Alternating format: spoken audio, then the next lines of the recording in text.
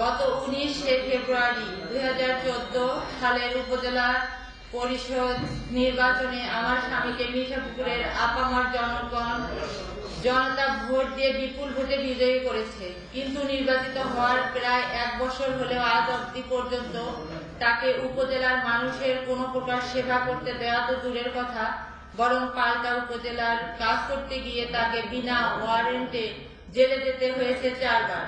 ঘটনা এখানেই শেষ নয়। গত 14 তারিখ রাতে মিঠাপুকুরে বাসে কে বা কারা আগুন দেয় এবং তাতে যৌথ বাহিনীর সদস্যরা আমাদের বাড়িতে গিয়ে সকল প্রকার আসবাবপত্র ভাঙচুর করে এবং বাড়ির মহিলাদেরকে গালিগালাজ করে। অত্যন্ত দুঃখের সাথে বলতে হচ্ছে যে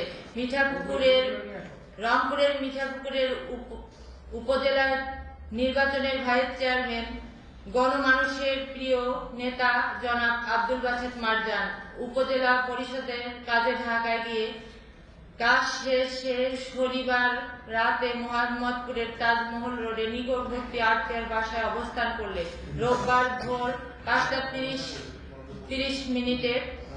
সাদা পোশাকের ডিবি পুলিশ তাকে বিনা ওয়ারেন্টে সম্পূর্ণ অন্যায়ভাবে গ্রেফতার করে। গ্রেফতারের পর থেকে আজ মুহূর্ত পর্যন্ত সাংবাদিক সম্মেলন করতেছি যে তাকে কোনো প্রকার প্রশাসনকে আমাদেরকে জানায়নি। প্রশাসন আমাদেরকে কোথায় জানায়নি এবং তারা এটা সম্পূর্ণ অস্বীকার করে যাচ্ছে। জাতির বিবেক সাংবাদিক ভাইদের কাছে প্রশ্ন, কি অপরাধ করেছে আমার স্বামী যার কারণে মিঠাপুকুর উপজেলা পরিষদ নির্বাচনে 1,06,000 ভোট পেয়ে বিজয়ী হয়েও তিনি উপজেলার ভাইস চেয়ারম্যান পদে বসতে পারে না?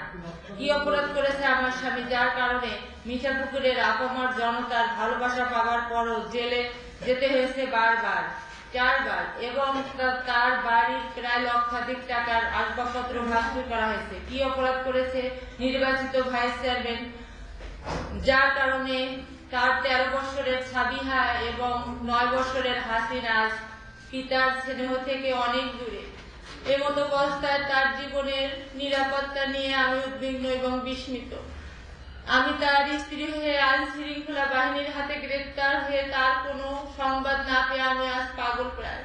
আমার সন্তানদেরকে আমি বুঝাবো যে আমাদের আব্বু আছে কি মরে গেছে। প্রশাসনের কাছে আমার দাবি, আমার স্বামী এবং ভাইস চেয়ারম্যানকে সুস্থ শরীরে অবিলম্বে মুক্তি দিয়ে মিঠাপুকুরের মানুষের খেদমত করার সুযোগ দেওয়া হোক। মানুষের ভালো ছাড়া কখনো খারাপ করেনি।